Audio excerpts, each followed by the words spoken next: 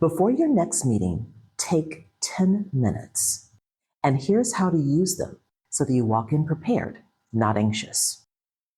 How to prepare for almost any meeting in 10 minutes. A lot of international professionals just show up to meetings and hope for the best. The agenda arrives, maybe, and they read it quickly, but they're not really sure of what they're supposed to do when they get in the room. Should they speak up? Should they wait to be asked? Is this a decision meeting or a discussion meeting? And what's the difference? Without a clear answer, the safest choice seems to be to stay quiet, and staying quiet becomes a habit. I'm Nicole. I spent over 12 years in American corporations and more than 14 years teaching English internationally. Today, I'm giving you a 4-step prep routine you can do in 10 minutes before almost any meeting you're participating in, whether it be a discussion, a status update, a brainstorm session, or a one-on-one.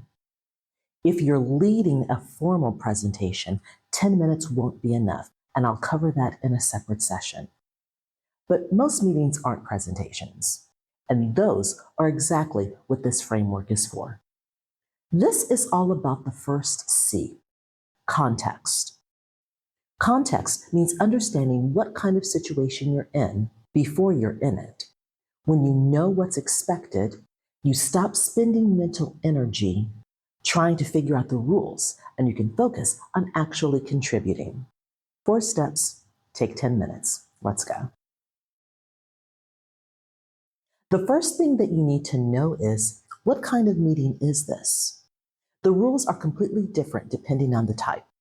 Here are the 4 most common types of meetings in the American workplace. The first, status update. In this type of meeting, everyone reports what they're working on. Your job, have a short, clear update ready. 1 to 3 sentences is usually enough. You can usually spot this one by the title: weekly sync, team stand-up, project check-in. If everyone is invited and this is a recurring meeting, it's probably a status update. The second, decision meeting. The team needs to reach a conclusion. Your job, knowing what's being decided and whether you have a stake in it. If you do, come with an opinion. The signal here is often a question in the title or the agenda. Should we move forward with X? Or choosing between A and B. If someone senior called it and blocked out more than 30 minutes, pay attention. The third type, brainstorm. This is a meeting for ideas only with no filtering. Your job, contribute. Silence is not welcome here. These are usually labeled pretty clearly: brainstorm, ideation session, blue sky thinking. If you see any of these words, start generating ideas before you walk in. And the fourth type, one-on-one with your manager. This is your time, not just theirs. Come in with at least 1 question or update. Don't wait for them to drive the entire conversation. If you're not sure which type of meeting that you're walking into, check the meeting title or agenda. Still not sure? Ask. Use this phrase: I want to come prepared. Is this more of an update meeting, or are we making decisions? The answer will tell you what to expect. Step 2, know what's expected of you specifically. Are you presenting something, participating in a discussion, or simply observing? These require completely different preparation. And once again, if you're not sure, ask before the meeting. Remember, asking for a clarification in the American workplace is expected and respected. Here's what that sounds like when the answer goes the way you hope it does. Just to confirm, am I expected to present anything in the product review tomorrow? Or is this more of a discussion? It's just a discussion. We're walking through the roadmap together. No formal presentation needed. Okay, I'll come prepared with some questions. Now here's what to do when the answer is the other one. Just to confirm, am I expected to present anything tomorrow? Or is this more of a discussion? Actually, yes, we'd love you to walk the team through your Q3 findings. Maybe 10 minutes. Thanks for letting me know. I'll make sure I'm ready. Notice that there's no panic, no, oh no. It's simple, plain acknowledgement. And now you have time to prepare properly because you asked early instead of waiting until you sat down. That question does two things in both scenarios. It gives you clarification so that you can prepare, and it signals to your manager that you're taking this meeting seriously. Step 3 is the most important one. Prepare at least one thing to say before the meeting starts. You don't have to make a speech, just one statement, one question, or one observation, something that you can offer when there's an opening. Here's why this matters. In American meetings, people who don't speak are often assumed to be disengaged. Your manager doesn't know you have 5 things to say in your head. They only see that you're quiet and you're not participating. And there's a difference between speaking and contributing. Let me show you what I mean. Here's an unprepared contribution, said just to fill the silence. Yeah, I agree with what everyone said. Sounds good to me. That's not nothing, but it doesn't move anything forward. It doesn't show that you've thought about the topic. Now, here's what a prepared contribution sounds like. One thing I'm wondering, are we accounting for the onboarding time when we set that deadline? That could affect the Q3 numbers. Same meeting, same person. The difference is a few minutes of thinking and preparation beforehand. How to find your one thing. If you have the agenda, write one question for one of the items on the agenda. Something like, for the Q3 priorities, are we expecting budget constraints or is scope the main concern? If there's no agenda, think about what you actually want to know or what update would be useful to share. If you draw a blank, use this default. What would success look like for this project? It works in almost any meeting and shows that you're thinking strategically. With 2 minutes of preparation, conversation moves forward and people know you're paying attention. Step 4. Scan the agenda for any words or references you might not recognize and look them up before the meeting starts. Check for acronyms, project names, or business terms that aren't clear to you. A quick search is enough. You do not have to do deep research, just enough to follow the context of the conversation. Let me walk you through a real example. Say that you get this agenda the morning of the meeting. Q3 business review. Agenda. Number 1, ARR update. Number 2, NPS scores. Number 3, Falcon project status. Number 4, EOY projections. If you're new to the team, at least 2 of these might stop you cold. ARR usually stands for annual recurring revenue. It's a metric used in subscription businesses. NPS, Net Promoter Score.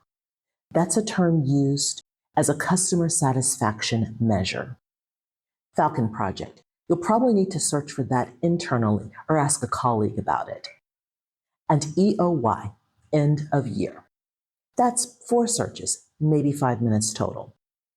Now you walk in knowing what the conversation's about instead of spending the first 15 minutes trying to catch up with everyone else while they're 3 steps ahead. 2 situations where this matters most: new clients or new project names.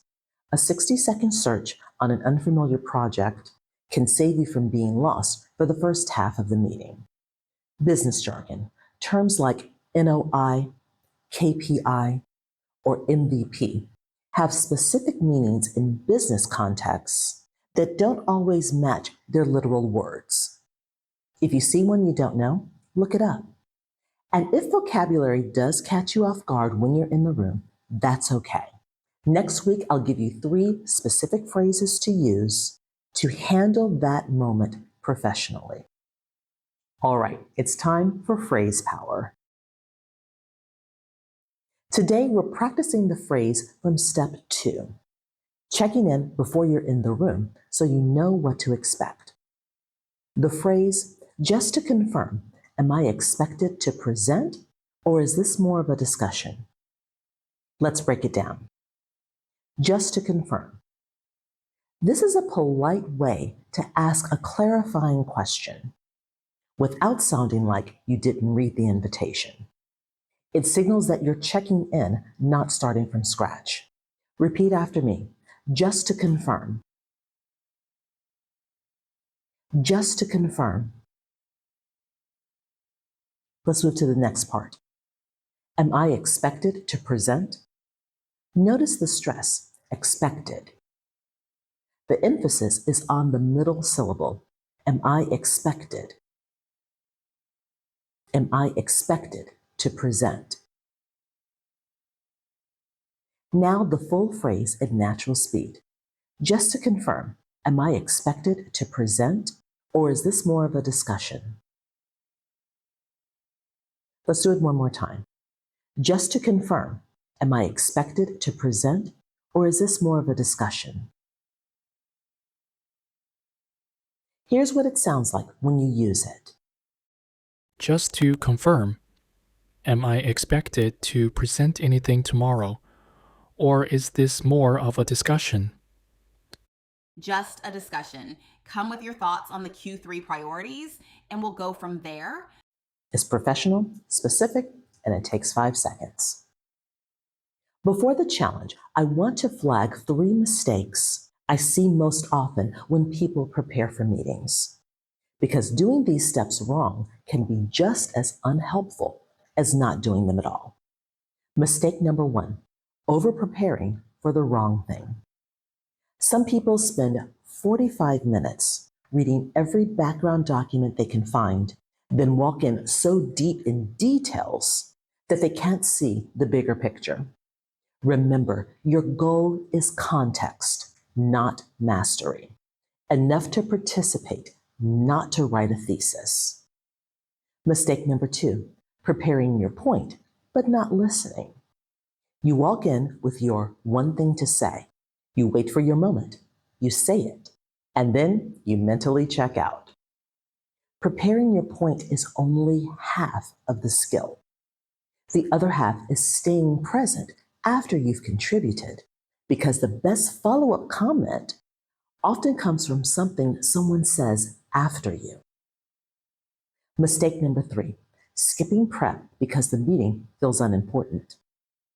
The quick team check-in, the Friday sync, these are exactly where habits form. If you only prep for big meetings, you'll freeze in small ones. This framework will take you about 10 minutes. Use it every time you have a meeting until it becomes automatic. Here's your challenge. Use this framework before your next meeting. It doesn't matter if it's a quick team check-in or a formal review. Run through the 4 steps. Step 1, what kind of meeting is it? Step 2, what's my role? Step 3, what's my one thing to say? And step 4, is there any vocabulary to look up? Try it once and notice whether you feel more prepared walking into the meeting. Then come back and tell me in the comments. Thank you so much for watching. We're 2 videos in, and we're building toward meetings that don't feel overwhelming anymore. Next week, what to say when you don't understand something that is said during a meeting. Someone speaks too fast, they use a phrase you're not familiar with, and suddenly you're lost. I'll be giving you 3 professional ways to recover so you can stay in the conversation without missing a beat. Subscribe so you don't miss it, and I'll see you next Tuesday.